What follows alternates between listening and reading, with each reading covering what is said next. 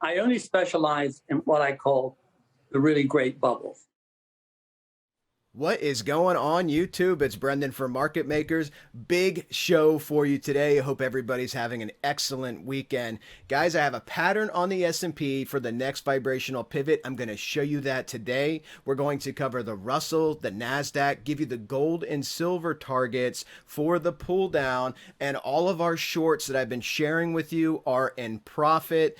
And guys, the CPI is Tuesday, and the market's going to ride or die with the CPI. So big show to get into today. You're going to want to watch the whole video. Like, subscribe, tick the notification bell. This video is brought to you by SimpleFX. SimpleFX, the premier exchange to trade worldwide equities, commodities, forex, and of course cryptos. Guys, you can trade anonymously with only an email and a VPN. With the Market Makers link, you get a double first-time deposit bonus up to $5,000 available instantly. You will love this professional platform. Check out SimpleFX.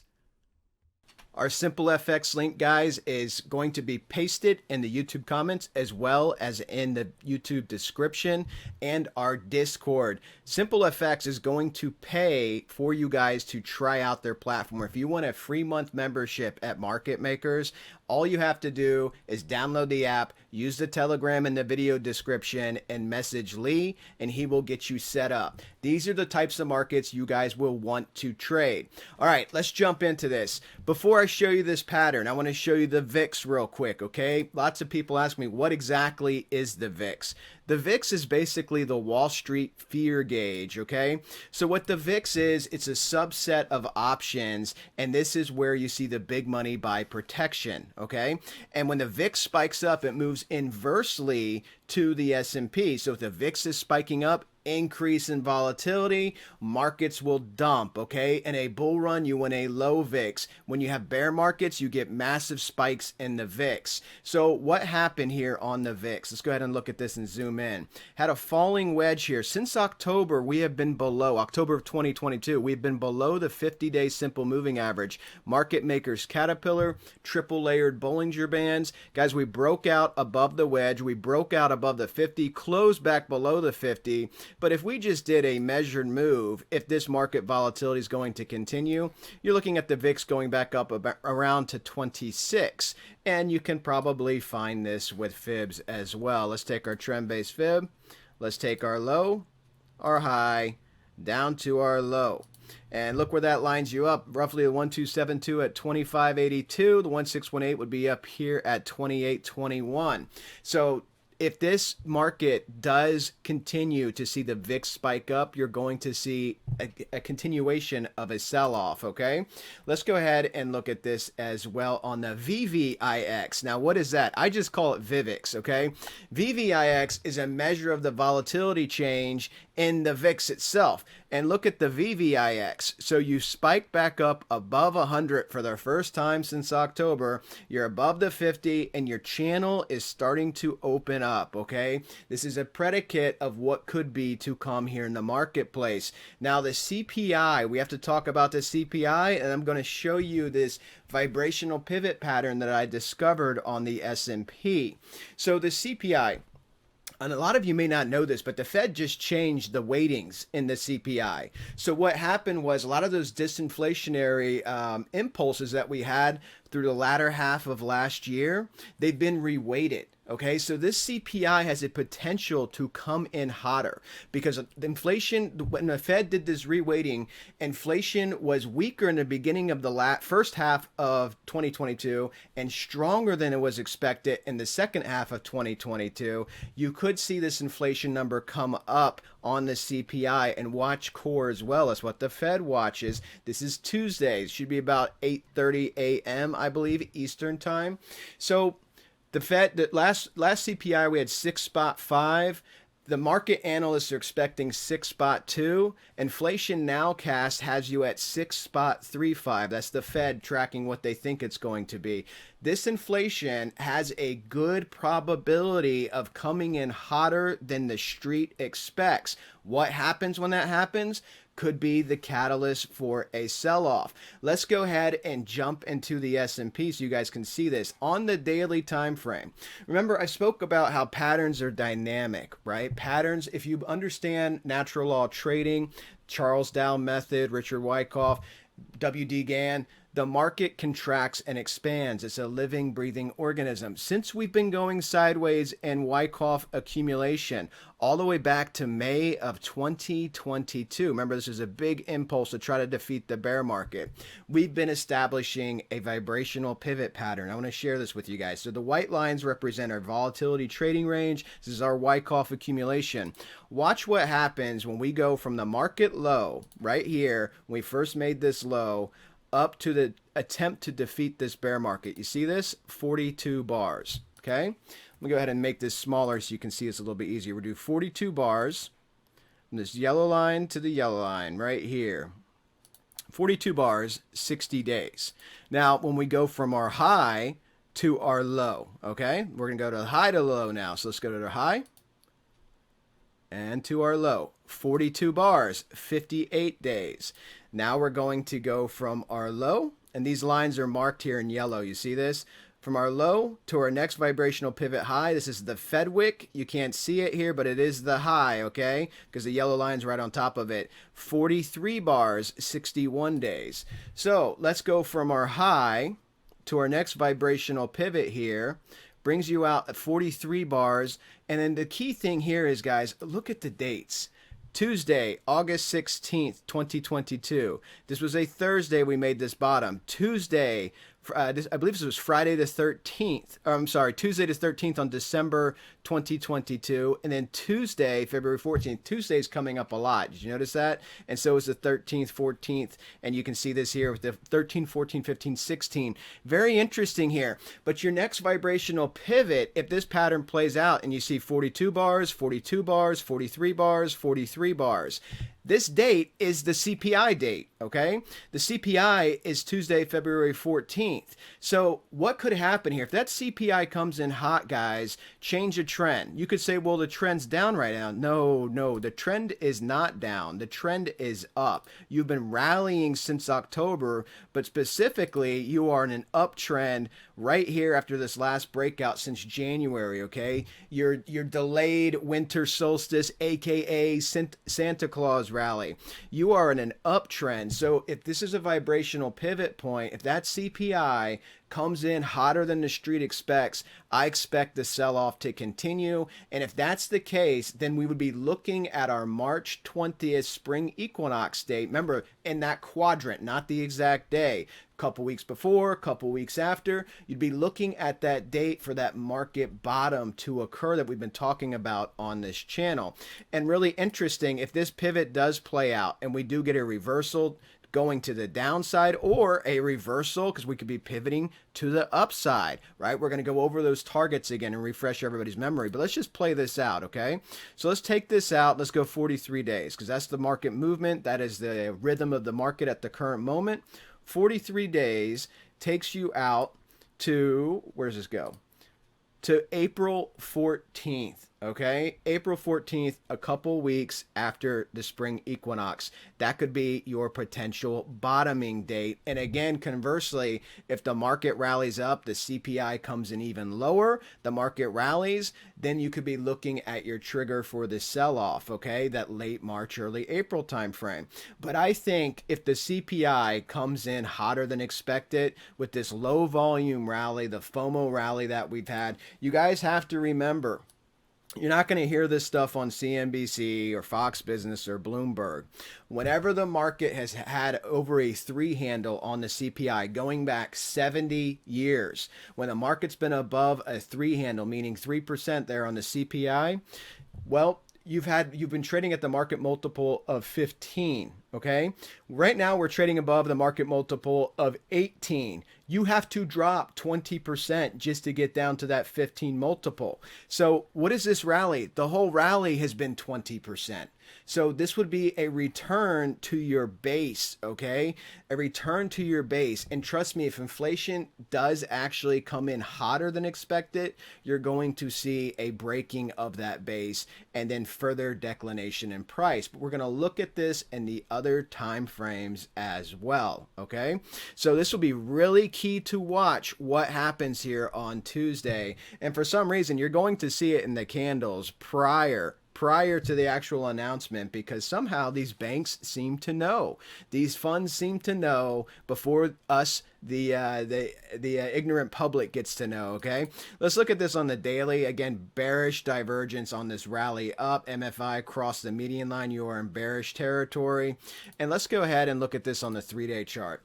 So the 3-day chart, guys, are key elements on our 3-day chart. We have the volume profile giving you peak volume resistance up here. You can see it represented by the spikes sticking out. Okay, here's our Wyckoff trading range. Here is our VWAP from the all-time high, telling you resistance right here, which we actually struck. Here's that famous trend line that every chartered market technician, every CMT analyst on TV has, okay? You have this trend line. So let's put some of these pieces of the puzzle together.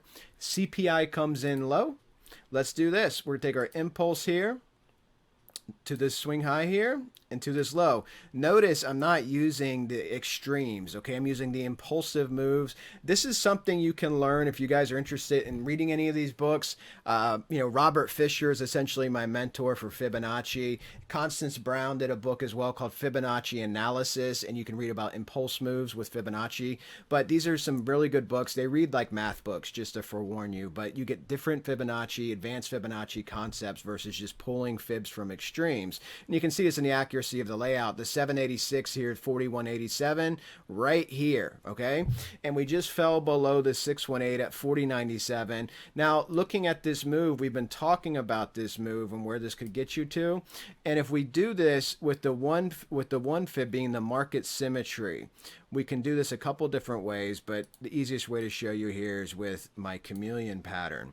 So we can take the chameleon, come down to these ratios that we just used the trend-based fib, and right up here at the one fib, guys, 4303, okay? 4303 is where you'd be looking at in a bullish move for price to come up to, say, low CPI. People get that FOMO built up into them. They're watching Tom Lee talking about, he thinks the S&P is going to 4,800 this year.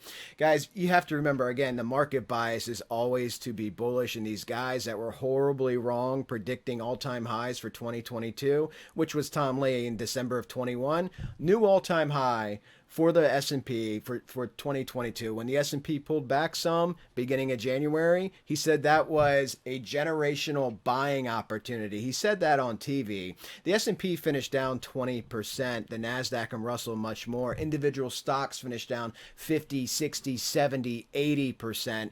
But he gets all the screen time he wants, and now he's predicting 4,800 on the S&P. This is your top based on volume. This 4,300 looking to that 4,377 range, okay, right in that quadrant if we did break out with a lower CPI. I do anticipate that one particular candle will have high volume because you saw it in this last Fed wick. Look at this, one single green average volume candle is this massive Fed wick candle from Tuesday, December 13th. And if you look at this, this was a high of 41.41 and a low of 38.79, guys. Massive candle. You could see a repeat of this as well for this CPI. So that's the pattern if you do break out to the upside. But as you guys know, we have to look at this. Let's go ahead and turn the volume profile off. You have to look at this on the downside as well. And again, if I was going to put odds on the CPI coming in hot, I mean, I think it's better than 50-50 just because of this reweighting. I think, with the increase of inflation that the Fed did not expect last year after this reweighting, there's a good chance here gas prices have gone up, used car prices have gone up. So we'll see. It's literally a guess, but inflation being forecasted by the Fed is higher than the street at 6.35, and the street's expecting 6.2. So we'll see how that plays out, guys, but I think it's better than 50%, better than a coin flip. I wouldn't bet the house on it, but I think it's better than a coin flip. So let's go ahead. Oh, downside targets. Let's look at this. So we're going to use our triangles for this. So if we're going to do this move down, you grab that from that swing high there that we used down to that swing low, up to this high, and this gives us that ratio of 1.272, just slightly over at 1.28. So again, this is going to come down, the reciprocal ratio being 786. Let me find 788, 783. Can we get this with the trackball? This is like the hardest talent in the world. My trackball is super sensitive. That's all right. 783 it is. But we can measure this as well for trend-based fib, okay? So we can measure this down move from starting at point A to point B up to point C, and we're looking at that reciprocal move at 38.57, okay? So again, a bullish scenario, you really have to look at this in two ways. The first bullish scenario is CPI comes in low, lower than expected. Maybe with just a 6 handle, right? Like 6.0, 6.1, below what the street expects. You're going to see a rally. I would watch that 4,300 quadrant, okay? And then if the CPI comes in as expected or maybe slightly hot, the next case for the bulls where they want to try to hold the line is back testing this trend line all the way from the all-time high. This geometric pattern gets you back to that trend line roughly 38.57. Obviously, if you come up higher on the trend line, it'll be slightly higher, like 3,900, 3,950. Remember, 4,000 is a big psychological number in the marketplace, okay? So let's go ahead and get rid of this fib, and let's look at it like this with our tool here to draw with, our brush. So what you're talking about is we have the volatility, we keep coming down, we eventually come down to test this trend line, guys. If you break this, if you hold this and you accumulate here, you bounce back up, you want to defeat this previous high. Remember, we're looking to break out a Wyckoff above 41.87, pull back, and you see these pullbacks quite often in the Wyckoff method here in equities, okay, because they're not parabolic like the crypto space. Pull back and then move up to this target of 43.03. And if we do not hold this, okay, if we come down, come up, make a lower high, maybe make a double top and come back down again, there's your sell-off, guys. You're back below the trend line. You'll be back below the weekly 50, your long-term lagging moving averages, and you're going to see this, okay? So that's the way the two scenarios can play out. Hot CPI, you're going to move down faster to test your trend line. CPI is expected. You're going to have some volatility. If the sell-off continues, look to test that trend line. CPI low, rally up potentially to that 43.03. All right, let's go ahead and move forward and check out the Russell. So on the Russell, guys, Russell, looking at this on the 3-day chart again, there's our VWAP from the all-time high. You can see we are now below the VWAP. Let me clean this up a little bit. You can see our volume, the strongest point of volume resistance is right where price got to in that range, and now you fell back down, okay? So let's go ahead and turn this off as well so we can try to keep these charts pretty clear for you guys. So this move for the Russell, guys, again, we have this on our pattern. I'm going to show you this on the daily, but this move for the Russell, low volume move, this is exactly what you want to see. Increased volume on the sell-off, volume down left to right as you rally up. When you look at this on your indicators, the Russell got above its trend line. It's starting to roll over here on the 3-day chart. So this is going to follow the S&P, okay? So the same scenarios I gave you, if the inflation comes in lower than expected, expect the Russell to gain back this territory, and then we have to watch and see what the Russell can really do here. You're getting close to overbought in the 3-day time frame as well for the Russell, so you're going to want to watch this. And actually, let me go back to that 3-day chart. Sorry, we didn't look at, did we look at the MFI? I don't think we did. So let's look at the MFI here. MFI is right close to your historically overbought line. You see that? You hit it, bounce back, and you're about to touch it again. So again, guys, lots of resistance there. So let's go back to the Russell. And now on the Russell, so we'll have to watch and see where this gets to. But 1988 was a validation point for the pattern, okay? 1988, and as you can see, we had a nice sell-off. We shorted the Russell above 2,000. We shorted the S&P above 4180. We shorted gold. We shorted shorted silver. All these shorts are in profit. These are all things I shared with you guys, as well as posted the trades with the entries, the stop losses, the take profits, all that stuff on the Discord. So if you want to check that out, please do join us. It'd be a lot of fun for you guys in the room. But let's look and see if we have anything else I want to look at on the 3-day. Let's look at this on the daily. So the Russell on the daily, again, beautiful pattern, right? Our 707 reciprocal move, the 1414. This was a beautiful pattern, and you can see this nice sell-off. Geometric patterns, advanced Fibonacci concepts, guys, that give you a leading edge in the marketplace. You can see 1988 here, got above it, and now we're wicking down. Let's look at this on the daily. On the daily, you had bearish divergence. You can see this right here. You had the Russell making lower highs in the MFI. Where is my trend line? Lower highs in the MFI on this rally. This is the peak for your MFI, and then you just kept going down, whereas price from this point here, this little red candle, kept going up. Okay, so you had bearish divergence, and we have a geometric pattern. If this CPI comes in hot, look for the Russell to come back down and try to back test the 200 here, and that's all the way down at 1820. You're looking at another 100-point drop. Remember, price moves in waves, guys. You could see the price pull down, come back up, make a lower high, and this is how you make your classic double top patterns. Okay, so you're going to see wave movements, but the CPI is going to be a major catalyst and a major driver. Let's go ahead and look at the NASDAQ. NASDAQ, again, we have the NASDAQ and Wyckoff. Again, I shared that trade idea with you guys at 12,815. You had multiple candles here with the ability to hit this trade, and of course you had a nice sell-off. You got all the way down to 12,201, better than a 600-point drop. Same thing with the NASDAQ, guys. The NASDAQ, looking here at the MFI on the 3-day chart, NASDAQ's not overbought, but looking at the resistance, obviously it's going to follow the larger markets, and big tech is still getting beat up. Okay, so that was peak resistance right there at that 1272. Let me throw on our volume profile again. We did this last video, but a lot of you guys in the comments really enjoyed this commentary about the volume. Let me go ahead and pull this in here so you guys can see this. And you can see where your peak volume resistance is right here, roughly 13.1. You see that? We didn't even get up to test that. But low CPI, guys, watch to maybe move up to that level. You need to flip 12,815 and pivot out. Okay, you'd have to pivot out to do this. So let's see how strong of a catalyst this CPI is going to be. Let's go ahead and look at the NASDAQ on the daily.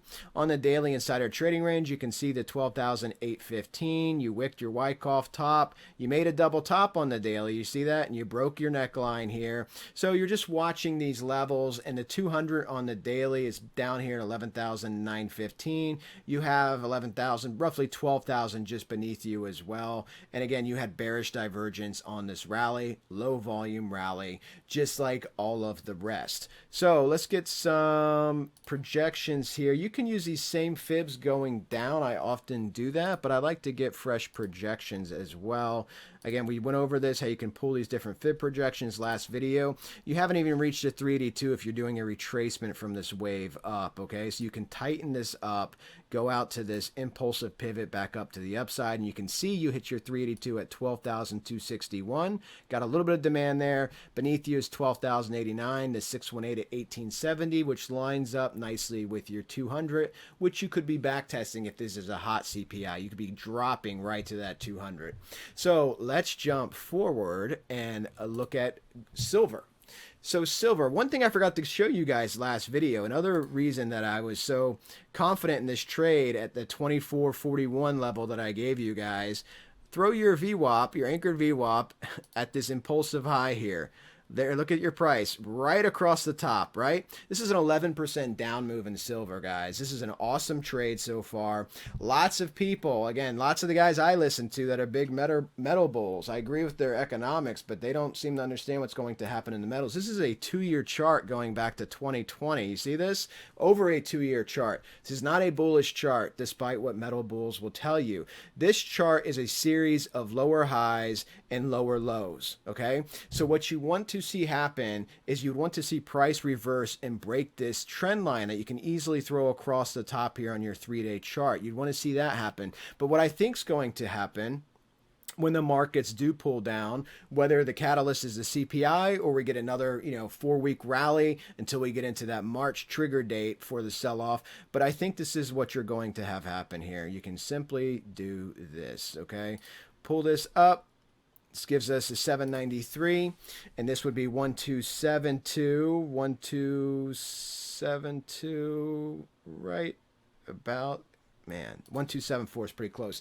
This brings silver down to 16.38, okay? And then again, we can check this with our trend-based fib, going over these points, the A point, the B point.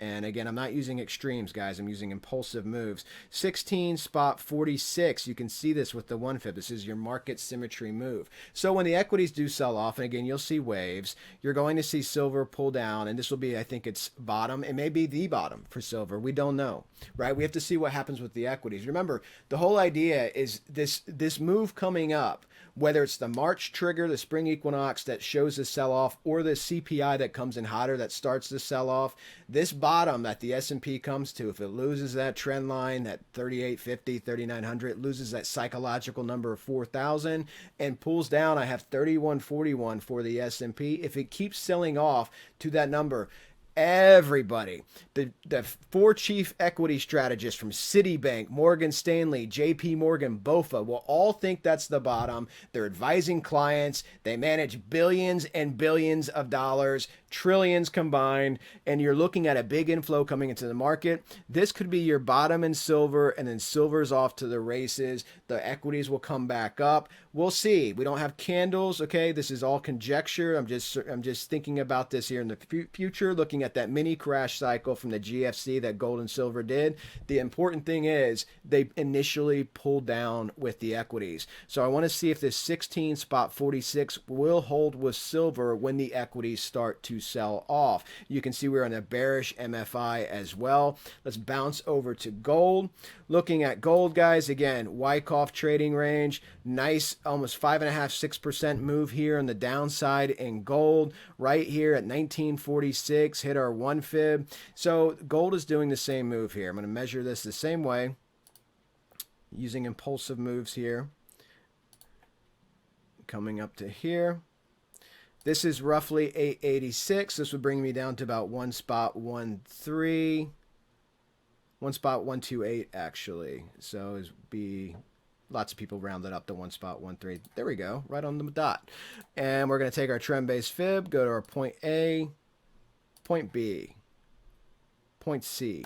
There, 1565, guys, is what I'm looking at here. You see this target down here for the 1 fib? 1565 is where I'd be looking for gold to come down to when the equities sell off. And again, it's not the metal's fault, guys. It's not the actual commodity itself.